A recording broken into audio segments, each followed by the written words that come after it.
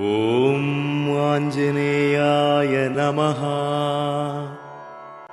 ఓం ఆంజనేయాయ నమః. ఓం నమో హనుమతే నమః. హనుమంతుడు సద్గురు, స్వార్థానికి కాక ఇతరులకై జీవించాలని లోకానికి తెలిపినవాడు. రామ వియోగం, రాక్షసుడి చేతిలో బందీగా ఉండటం అనే ఈ రెండు సీతామాతను అగ్నిలాగా కాల్చివేస్తున్నటువంటి సమయంలో హనుమంతుడు రామకథ అనేటువంటి అమృతంతో చల్లార్చాడు. సీతాదేవి ఎంతగానో బాధపడుతూ రాముడి యొక్క వియోగాన్ని తట్టుకోలేక, రావణాసుడి యొక్క అవమానాన్ని తట్టుకోలేక అదంతా చూసి చాలా బాధపడినటువంటి సీతకు అమృతం అనేటువంటి చల్లదనాన్ని రామకథను చెప్పాడని చెప్తారు. సీతామాతకు చెట్టుపై నుండి రామకథను వినిపించే ఘట్టంలో హనుమంతుడి బుద్ధి కుశలత్వం స్పష్టమవుతున్నది. అంత బుద్ధితో ఆ కథను చెప్తున్నాడు చాలా చమత్కారంగా. సీతా అగ్ని శరీరాన్ని క్షణాలలో కాల్చివేస్తుంది కదా. చింత అనేటువంటిది ఉండకూడదు. ఎవరికి చింత ఆవరిస్తుందో వాళ్ళ శరీరం అంతా కాల్చేస్తుంది. కానీ చింతాగ్ని మనస్సును జీవితాంతం కాలుస్తూనే ఉంటుంది. చితాగ్ని శరీరం కాలుస్తే చింతాగ్ని మనస్సును కాలుస్తుందని చెప్తారు. చింతాగ్ని చితాగ్ని చూసారా ఎంత భేదం ఉందో దానికి.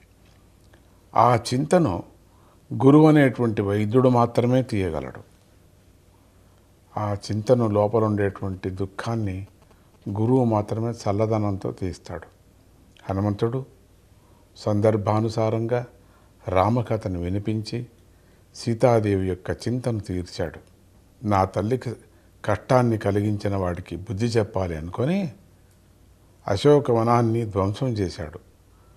అక్కడికి ఆగకోకుండా అంత మొత్తం ఆ పట్టణానంతా నాశనం చేయాలా అనేటువంటిది కూడా మనసులో బయలుదేరి మొదట అశోకవనాన్ని నాశనం చేశాడు. గొప్ప సైన్యాన్ని సమరించాడు. అక్కడ ఉండేటువంటి సైన్యం అంతా సమరించి లంకా దహనం కూడా చేసేశాడు. సీతామాత చింతను తీసి ఆ చింతను రావణుడికి అంటించి తిరిగి వచ్చాడు. అమ్మ యొక్క చింతను తీసి రావణాసుడికి అంటించాడు. చచ్చిపోతావురా నువ్వు అని. రాముడు వస్తాడు చంపుతాడని. ఇక అంతే, రావణాసుడికి అన్ని విధాల్లో చింతనే, ఎప్పుడొచ్చి రాముడు ఏం చేస్తాడు అని. చింతను అంటించి లంకనంతా కాల్చి అమ్మకు చల్లార్చి వెళ్ళాడు. చాలా వినయంగా దృష్టా సీత అని చెప్పాడు. ఆ మాటతో శ్రీరాముడికి పట్టిన చింత తొలగిపోయింది. అలా సముద్రాన్ని దాటడం అనేటువంటి ఒకే పనితో సీతారాముల చింతను, వానరుల చింతను తీర్చి రావణాసుడికి కొత్త చింతను పుట్టించినటువంటి ఆంజనేయుడికి నమస్కారం. ఓం నమో హనుమతే నమః. నమామ్యహం వాయుజ పాద పంకజం. నమామ్యహం వాయుజ పాద పంకజం. కరోమి తద్వాయుజ పూజనం సదా. కరోమి తద్వాయుజ పూజనం సదా. వదామి వాతాత్మజ నామమంగళం. వదామి వాతాత్మజ నామమంగళం. స్మరామి వాయోర్భవ కీర్తనం శుభం. స్మరామి వాయోర్భవ కీర్తనం శుభం. వాయుపుత్రుడి పాదపద్మాలకు నమస్కరిస్తున్నాను. వాయునందనుడి పూజను ఎల్లప్పుడూ చేస్తూ ఉన్నాను. మారుతాత్మజుడి మంగళప్రదమైనటువంటి నామాన్ని చెబుతూ ఉన్నాను. వాయుపుత్రుడైన హనుమంతుడి శుభప్రదమైనటువంటి కీర్తనను స్మరిస్తూ ఉన్నానని నలుడు అన్నాడు. ఒక్కొక్క వానర భక్తులు ఒక్కొక్క రీతిగా స్వామిని పొగుడుతున్నారు. సీతాదేవి లంకలో ఉన్నదని తెలిసింది. లంక చేరాలంటే సముద్రం దాటాలి.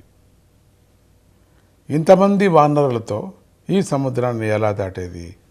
ఏదో కొద్దిమంది అయితే సరే, ఇంతమంది ఉన్నారు, కొన్ని కోట్ల మంది, ఎట్లా దాటేది అని శ్రీరాముడు ఆలోచిస్తూ ఉండగా వరుణుడు ప్రత్యక్షమై వానర సైన్యంలో ఉన్నటువంటి నలుడు ఆ విశ్వకుమారుడిని అతడి ద్వారా సేతువును నిర్మించమని చెప్పాడు.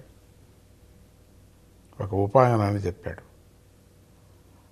ఆ నలుడు నలం సేతు మకారయత్, నలం సేతు మకారయత్, శ్రీరాముడు నలుడి చేత సేతువును నిర్మింపజేశాడు అని రామాయణం తెలుపుతోంది.